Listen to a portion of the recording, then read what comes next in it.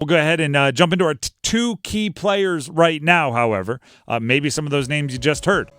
Canes game tonight, who are the two key players? I'll give you my first one. Okay. Jake Guentzel. Okay. And I'm just going to make one of my two key players, we do this for every postseason game, is going to be Jake Guentzel until he scores a goal with a goalie in the net. It's Guentzel until then. It's like Vontae Mack no matter what. Jake Guentzel no matter what. The Athletic put out an article. I thought this was interesting. I was reading a decent amount of the Athletic today. They had a bunch of good stuff up. They put out an article titled, this was the title, the headline, NHL Playoffs, Round 2, the top 5 pressure points to watch in the East. Guess what picture was accompanying the headline? Just Jake Guentzel's face. It was just Jake Guentzel. That guy. The top 5 pressure points in the East, Jake Guentzel's face. That's how they were drawing people in. And the first answer was, can Jake Guentzel and an improved power play help Carolina's offense get over the hump? And I'm like, well, that's a good question. Great question. Key player, Jake Guentzel. What do you got? Jesperi Kotkaniemi. Interesting. Jesperi Kotkaniemi. In these playoffs so far, he has an even rating. No goals, no assists. Not on the ice a ton. Not on the ice a ton, but with all but game number 5, all but the clincher. Yes, all but game 5 against the Islanders. He's been double-digit plus. He's been double-digit minutes plus. I mean, heck, in the first 2 games, he averaged about 11 minutes per game. I know, again, it's not a ton, but you're the quote-unquote fourth line. You have to wing your matchup against other teams' fourth line because guess what? Your fourth line isn't a traditional fourth line of what other teams have, right? You have Evgeny Kuznetsov skating alongside you, who's one of the most skilled guys in the NHL. And also you have Stefan Noesen, who's that net front presence with you. And you've played with guys like Natchez and Svechnikov and Teravainen and Jarvis. Like, you've skated with elite players before. I know you're playing a little bit out of position because you're playing on the wing as opposed to center. But you're making $4.8 million a year? $4.82 million per year. $4.82 million a year. You got to do better than 0 points in 6 games. I'll also give you this. Got to be more than that. Like, you have to be a threat when you're on the ice. I'll give you this about Kotkaniemi also. Over. If you're only playing 11 minutes, go. Yeah. If you're only playing 11, what are you saving it for?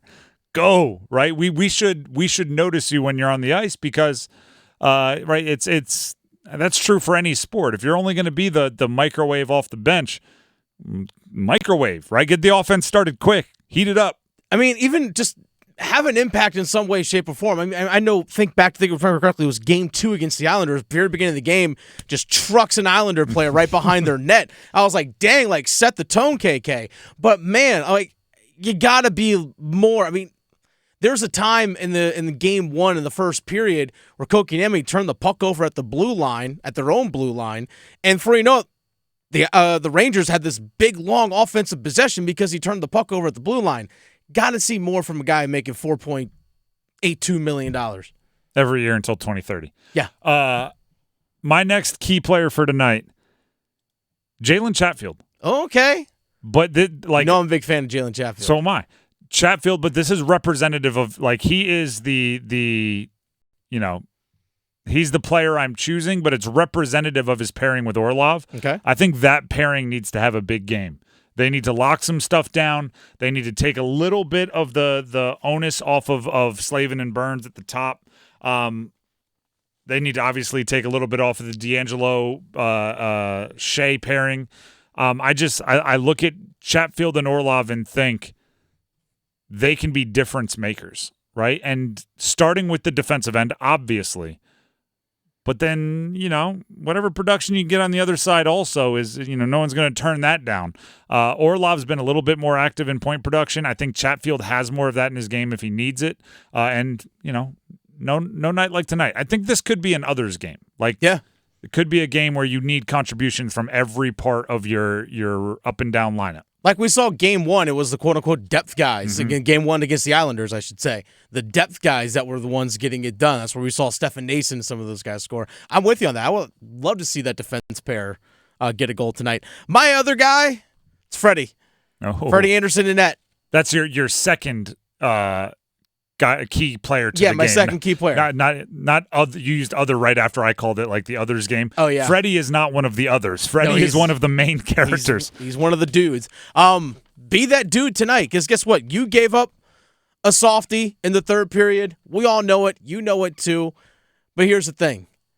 Let's see the bounce back. Let's see the mental toughness. Let's see the bounce back. You don't have to be Igor Shesterkin. Igor Shesterkin is one of, if not the best goaltender in the entire NHL. And if you were telling me he's the best in the NHL, I'm not going to argue against you on that one.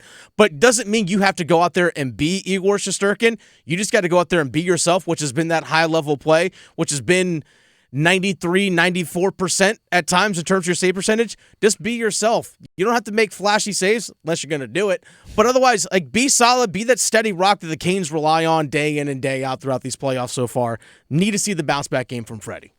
What is it, 7th straight game now from Freddie? Be 7 straight tonight. 7 straight. They've got confidence in you, Freddie. Yeah. They're running you out there like you're a workhorse, so you need a workhorseman-like performance. Make the saves you're supposed to make. If you want to go above and beyond that, nobody's going to turn that away, but make the saves you're supposed to make, and the defensive effort in front of you will be part of it. Don't get me wrong, but if you can make up some of that ground, it'll be pretty exciting also.